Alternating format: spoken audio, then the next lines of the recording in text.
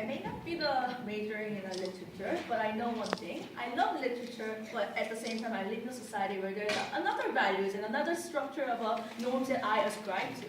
And I think from the opening opposition, there is so much of an emphasis about how literature will influence everyone, like including me reading it and the people who are not reading it. But I think that they're misconceptualized at some point because we have another sector who is working on different things and who is actually influencing other people. And I'll come back to it later on. But let's just briefly look at what has happened in the opening.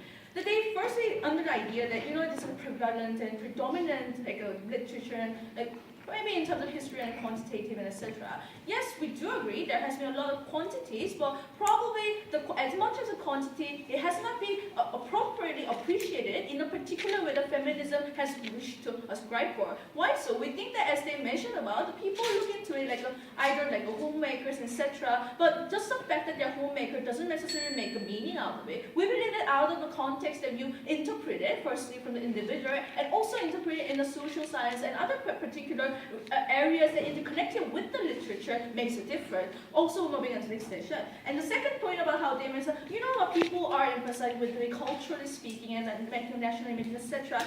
Yeah, I mean, you read a lot of literature, you must be knowing better, but we believe that it's not only about how you read the literature and you just automatically ascribe to what you feel inside the literature. We think that, for example, if I read Chunhyangjeon right now, I wouldn't be really feeling oh my god, Chunhyang is so poor, even though it's Korean literature, I wouldn't be living my life like that. We think on the contrary, we think actually it brings out the sentiment that at the same, in the past, it has been overall context of the society when the women was conceptualized in that particular way. And so the people, young people in particular, and the people who are living in a current modern society, Madam Speaker, they will interpret it in a way that how they experience their life, how they know their life from the particular age and particular experiences from what they're living in. So we think that whole idea of interpretation was never coming from the literature, people who care about literature so much. And thirdly, how they of the authors and male authors, etc., they were so influenced by this idea that, it's a feminism predominance, so we should follow it, and it's actually reinforcing each other. Madam Speaker, we don't think this is a problem of a particular feminist idea or whether this particular archetype or not. We think that the literature is more particular about how you wish to conceptualize a particular age of the society, what you focus on, what you really think is more important. There were times that people were revolutionizing some particular literature arena. There were times that people who thought it was a revolutionizing is now more predominant, so they find a niche market. We think that this old diversity was never really analyzed, particularly from the opening opposition. So we think that as the opening government mentioned, that we think that AlphaGirl and all those other the increasing, advancing narrative of feminism is now and currently in the society, and actually move and push towards other authors and etc. to actually work on another AlphaGirl and etc. a strong feminist type of books. So we think that we are actually looking at a more realistic society compared to the opening opposition. So let's move on to how we as a closing government actually contributes to this debate. We think, Madam Speaker, as I briefly mentioned in a speech, it's not simply about how literature stays there and the individual read this book, etc. We think at some point the literature has advanced the feminism as a discourse in academic level and then advancing the idea in general, not necessarily impacting individual or not, but to the narrative of the society. Why so? Let's move on to more particular points. That we think that we have explored new different jobs that has been held by the women. For example, politicians and for example, CEOs, etc. But we think it's not always or necessarily only better or successful. On the contrary, we have this particular homemakers or a particular images that women has before and so far right now as well has been always been there. But we think that it has been less emphasized on. Why is it important, Madam Speaker? We think that this history of particular job, or particular image, or particular value has evolved throughout the history, throughout how literature has encrypted on. We think the literature has a sense that it's a record, it's an archive of what you actually look into the society at that particular time, and how you see the particular archive actually makes a connotation, the particular value within the book itself is meaningful. Coming from this particular particular idea, we think that this whole history and the history of a line of the evolution has been impactful other arena. For example, social scientists. We think there has been increasing number of synthesis between literature and social science, and literature scientists, and etc. Why this is important? Now that we think that. Let me give an example. This is a Spanish book. I mean, it's not simply because my partner is speaking Spanish, but I like it as well. There's a book with Bittersweet Chocolate. It's about a house, girl or wife is making cooking, etc. Very pretty, archetype type.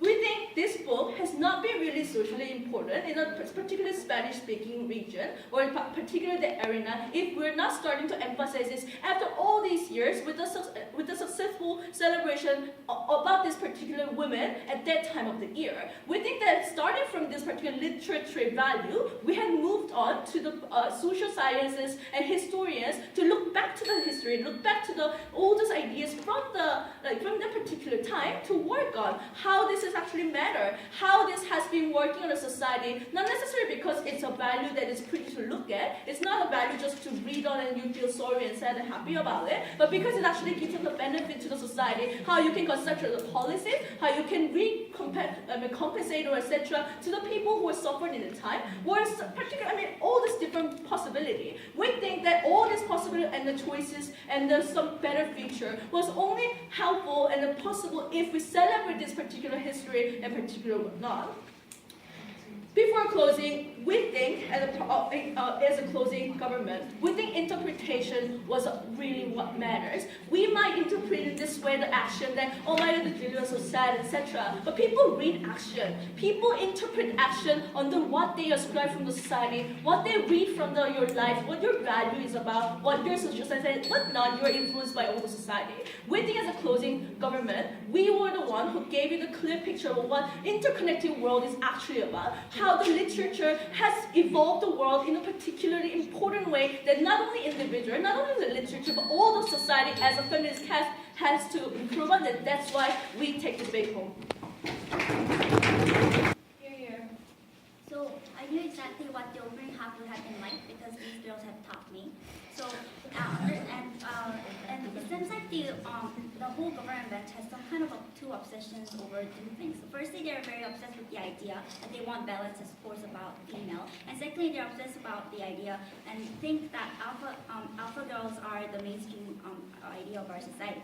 So firstly, when they try to say that they want a balanced discourse in our society, that is only possible when there is no gender stereotype at this scope. That's not the reality we're talking about here. But even if we opt into their case and say, okay, maybe gender stereotypes are minimized in today's society, we still think that when even if in the society when it could be a liberal and a conservative coexist together, that's not the case in literature. In literature, only a certain type of novels with certain literature values are praised and are favored in these areas, and therefore we don't think balanced discourse will happen anyways under their case. So we don't think that we think that this obsession is should be finished. And furthermore, when they're talking about alpha girls, they have to understand that firstly, when you go by book, the sections there are less books that are actually portraying alpha girls in the first place. But even if there are such books that praise alpha girls, they do not have as much influence as books like Jane Eyre, where it's constantly praised over year and year life. But even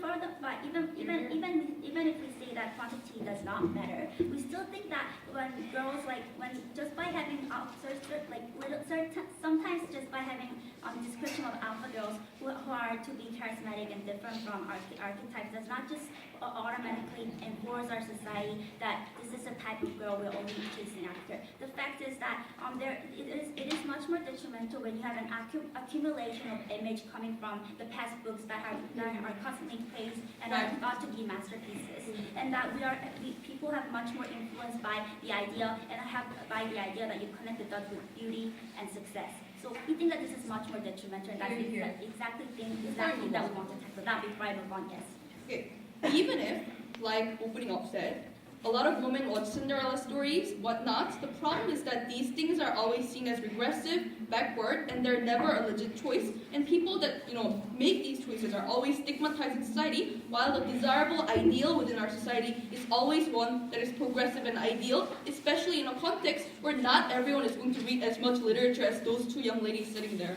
But firstly, when it comes to classic novels that are praised over years and years, we do have they are recommended since you're young. They're like they're recommended on their 100 books that you have to read as a teenager. So people do have as much connection and nexus to these kind of novels in the first place. But even it's not the whole idea of housewives we're actually depriving of and neglecting of in our today's society. It is the exact connection that we have that tries to make the linkage between being beautiful and being good and being the kind of woman you have to be that reflects the value of the past society, and that exactly leads to the idea that that is the only way a woman should be portrayed and that is the only way a woman should be liked. So we think that exactly that's we're trying to cut down the nexus between the idea of these kind of women being stereotype, not the idea of the housewife or the kind of woman that exists in the society itself, right? So sit down.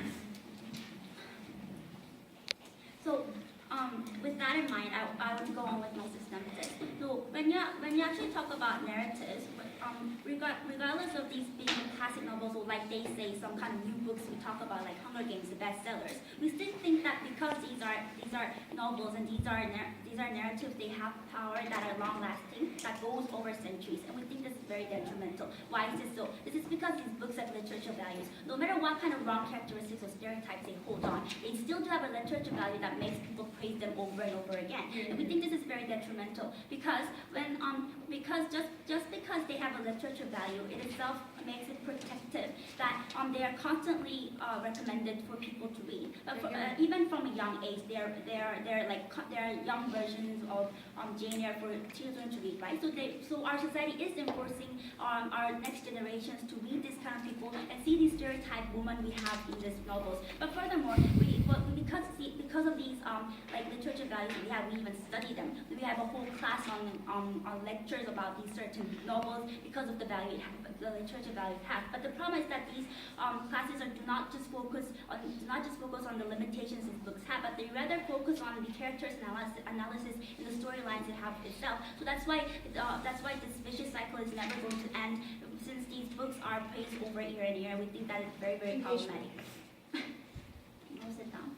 And furthermore, why do we think that we're also going to focus on the idea, why is it especially characters, like archetypes? And we think this is problematic because characters are the ones who are loved in the books. And the problem with the characters is that when these classic novels or these bestseller books, they are always perpetuated to our society through different mediums like plays, movies, or whatnot, right? So the problem is that, however, we cannot, although the stories may be retouched and some minimal parts of the storyline could be fixed, the character can never be touched upon. There's limitation in changing the character itself. So when it comes to character that is stereotyped, we cannot touch the whole character or change the idea of what the character is holding. Therefore, we think this is very dangerous for us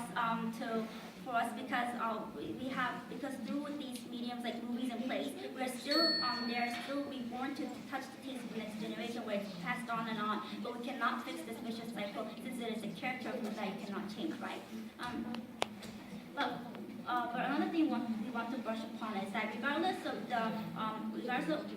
the writer being back from the olden days who were Cambridge graduate male, or whether it is a feminist writer, we still think that it is problematic because as long as these classic novels are becoming the mainstream of our society, there's a boundary for the novels to have to reshape our female characters in the novels. Because even in the Hunger Games, you can see that after this weird-looking lady say, "May the odds ever be in your favor," you can see how this Katniss she could be charismatic and be a new character that we've never seen in our past before. But she holds some aspects that also reflect the past stereotype woman we have. She sacrifices herself for her family, but however this has not not been pushed forward to Peta, which was a boy character in the book, right? So you can see how these novels stay in the boundary. It can never be pushed to the extreme, to the furthest, and there's no real diversification in the movie, in the books. So that's why we think that even in today's society, there's boundary where you cannot change the stereotype as long as the stereotype exists in the first place, and that is why we're very proud to oppose.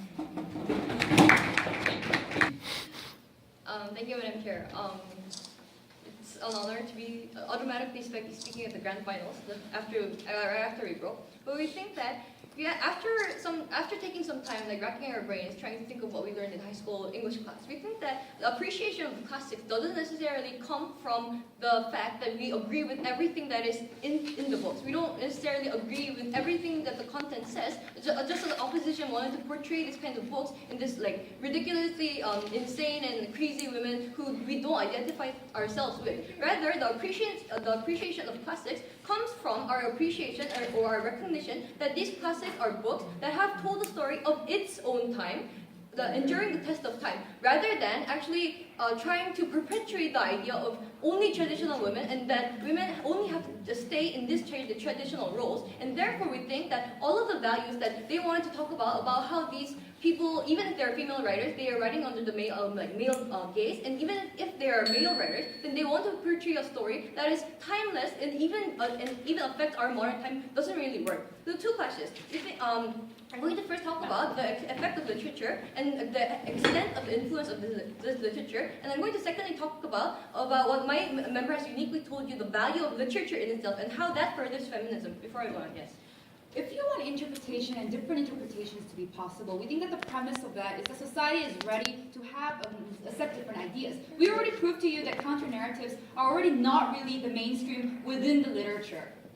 I think that still, even under the context where we still have this kind of push, where we are already pushing forward, but not necessarily that. Even if we are not there yet, even if we are not under a context where women are the main, alpha women are not the mainstream society, our point is that this kind of movement, that tries to diminish the traditional values and tries to more recognize like Hillary Clinton and alpha women, is trying to push us and not rather than stretching the spectrum and rather than diversifying the groups of feminism that we could have, is rather pushing the spectrum towards a direction where traditional values of women, traditional roles are not recognized and appreciated at all, and only alpha women and only those women who take liberal values and only those women who take that lead are appreciated, and therefore only those women are able to be recognized and contribute to feminism. Moving on to the effect of literature and the extent of influence. What the OG said was very generally not really characterizing on the literature itself. They said that what the opposition wants to prove is they want to push the spectrum because it reduces the diversity about how women, it deprives them of their choice of being who they are. So even if they want to be a housewife, even if they want to be a homemaker, now they feel that they can't because all these traditional values are being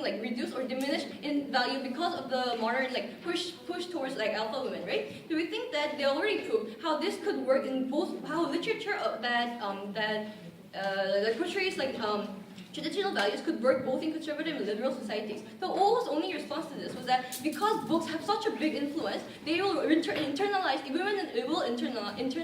all of the values that all of the content in those books will actually provide. And because of the books, because the books have this kind of negatively anti-feministing agenda, these people will automatically internalize all of those values. Firstly, we think that also open government already proved to you, already pointed out, they are only capitalizing on certain content and certain books because we think that historically men also have written supposedly empowering novels such as Hedda Gabler and Dollhouse.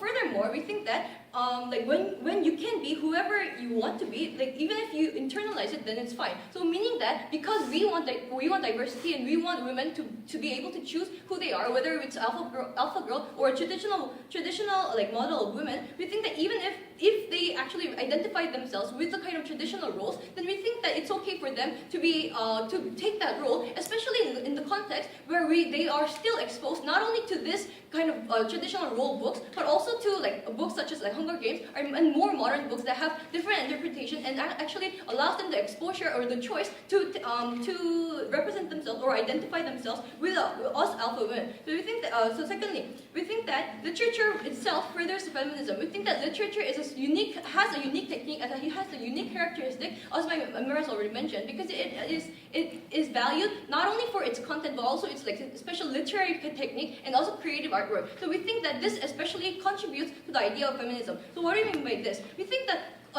closing opposition was basically talking about whatever the opening opposition already said, because they only talked about the literary value of books itself and how we see ourselves and how much influence these books have on us, which opening opposition already told you. We think that they didn't engage with us on what my member has told you about how class novels are timeless, and therefore because they're telling stories of their time, we think that we interpret those by integrating what we think, what happened in the past, but not only that, what is happening now, and we are actually able to synthesize the kind of values that we had, that these books show, and the kind of values that we have now. We think that we are able to kind of learn from what was, and we are able to learn to what actually changed. Notice that I'm not trying to use the word like improve or like better, because we think that traditional roles are not problematic, but what we're trying to point out is that we are able to try to stretch the spectrum about how the barriers, how the women actually broke down the barriers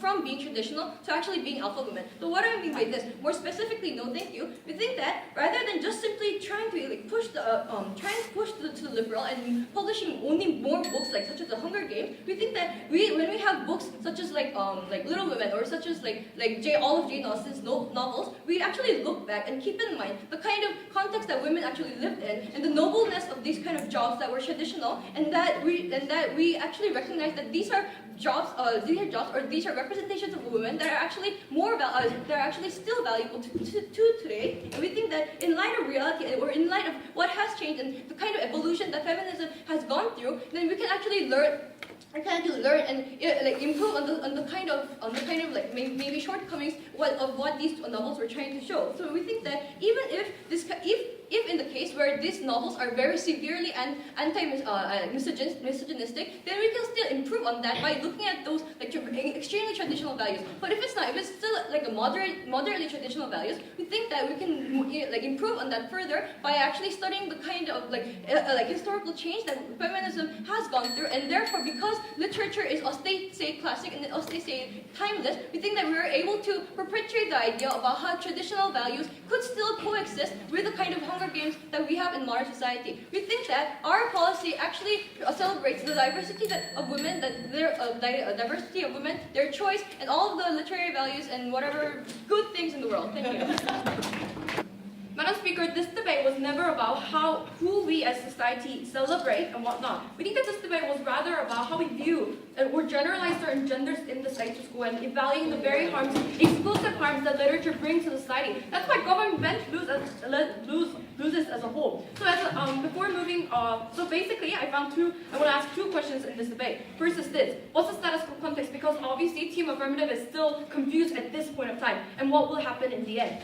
And second question that I want to ask is the unique characteristics of literature. I'm going to evaluate the unique and the exclusive harms, why it shouldn't be literature to begin with. So let's first examine what's really happening in the status quo. Because already, as my member said, opening government has been extremely obsessed and has boxed themselves with this context that, apparently feminist novels are prevalent and something that we constantly see, right? Because we think that their entire goal of opening government was this. They wanted to balance discourse. Firstly, I have few responses to this. Firstly, we already told you from a member's speech that this balanced discourse is only possible when there exists absolutely no stereotypes. But is that really true? Because if you look at the status quo, people are still, mothers are still, expected to work at homes. That's why there has been a lot of controversial issues in terms of how to implement maternity leave or paternity leave and whatnot. So we think that when these kind of controversial things are still ongoing, you cannot just simply assume that there exists no stereotypes, and apparently just by implementing this motion, you will bring about changes. The second thing is this: we think that the burden of opening government in order to prove to you how they're going to achieve their goal was this: proving the exclusive benefit. Why exactly is it have to be? Why exactly? Why does it have to be through literature? Because we told you from our member speech, in the society, when you look at different movements of feminist group, we obviously see different sectors. For example, people who aggressively push for certain ideas, or people who passively push for certain ideas, or saying that it's okay to be housewives and whatnot. When we see those kind of different groups existing and voicing out their opinions, we think that it's perfectly fine with that. We see those kind of fragmentation within the society when they're voicing out. But we've told you the unique characteristics that we see in literature is the predominant nature is that it's balanced, it's only biased, or the majority of majority of literature is on the fact that it only depicts women as traditional archetypes, right? So we think that they never even proved the burden as to why it should be exclusively through literature, right? Because but lastly, do they even achieve their goal? Because firstly, closing government knife, opening government by saying that there will be no impacts through literature at all. They told us closing government said, people just read books and took it just as literature. So if that's the case, how is opening government's goal will be achieved? Because they told us apparently by reading those kind of literature and reading those kind of books, people's perception towards certain genders will obviously all of a sudden change. But secondly, we think that this isn't really true because the very nature of literature is that sometimes we already told you, and I'm going to talk about this later on, but literature is made into different forms of media. It perpetuates in society. Sometimes it's made into children's books for children to read. Sometimes it's made into dramas or plays or movies at the end. That's why, especially, it's pernicious because even if considering assuming their best case scenario, even if you start all of a sudden achieve balanced discourse, is going to be unbalanced at the end. Why is this? Because these children are going to grow up reading those kind of literature that are only focused on their, or majority in which the pieces are, or the majority of the pieces depicts women as their traditional archetypes. So growing up, they're going to ask their mothers, why are you working outside? Why aren't you washing dishes? Why aren't you taking care of me all day? Right? We think that that's why when these children ultimately grow up, that's when their goal will be reversely, their goal would be flipped, even assuming their best case scenario. So they don't really achieve anything at the end. But closing government told you this: diversity of materials apparently exists, and they fail to really directly engage with opposition's entire context, right? Because we think, then they told us that there are a lot of diversity of materials, so no problem, right? But it's untrue because we told you that if you look at the majority of literature taught in schools, I learned Romeo and Juliet, Candide, Odyssey when I was back in middle school and high school. So we think that if you look at the majority of these kind of classic literatures that are widely being taught in schools, you have to look at the characteristics, and we already told you, and we think that we're fine with status quo. Sit down. But second thing is this: the unique characteristics of literature and the exclusivity of this, because we think that this particular clash is important because a lot of benefits that came from the team affirmative. Is not really mutually exclusive. We think that it was closing opposition who took this debate because we're the only team who could prove the exclusive harms, how it spreads out to society, how it furthers and strengthens the gender stereotypes, and how it ultimately gets spread out. Because closing government told you, it's reflective of different time periods only, right? We think that isn't really, this shouldn't be really this wasn't really important, and that's probably why it was minimally rebutted by our member speech. Because we think that if you look at because this simply isn't true. Obviously, yeah, we do agree that literature sometimes is reflective of recent current events. For example, how Tale of Two Cities was based on French Revolution. Obviously no authors will write about French Revolution at the end. Yeah, we do agree. But if you look at the characters, we think that they share commonalities. They share very similar. They still share similar characteristics. They told you that's not true. We see a lot of alpha women. Is it true? Because the one recent novel that I can think of in literature that I can think of is Twilight, and obviously Bella in the novel is still the very naive, the very dependent woman that we see in the status quo. So is it true that you leave it up to the reader's interpretation? Is it really true that just because you see increasing number of alpha women, does it really get reflective within the novel? No, right? Then what closing opposition exclusively told you? Sit down. The first exclusive harm that we told you was that you get to when you evaluate characters, you need to evaluate the characteristics that we often see. Because we told you that the very characteristics, they're submissive, they're pretty, they're shy in front of guys. And we think that is pernicious because usually the ending of these kind of literatures and these kind of books is happy ending. We told you it's pernicious the very fact that this is pernicious and dangerous is because people, often readers, when they read these kind of novels, they automatically assume and connect the dots that in order for you to live happily ever after, you need to be submissive, you need to be beautiful, you need to be, shy and, be like girly-like or like woman, like female-like in front of guys. We think that that's the wrong perception that you're injecting within the minds of individuals. But secondly, we told you how this people get deceived by the value of literature because the literature itself is deemed so sophisticated. That's why people blindly praise, like see it as masterpiece and whatnot. That's why, secondly, even when it's being taught, we told you how they usually focus on the summary stuff. But unless the professor is super feminist, it's rare that you have discussions on feministic values. Then secondly, how does it really get spread out? Because opening opposition only ended at sympathy level, and because we think that this was a limited explanation because the impacts are only confined to the readers themselves. But it was closing opposition who told you society as a whole through different medias such as plays or movies. That's how people get impacted. We're extremely proud to oppose.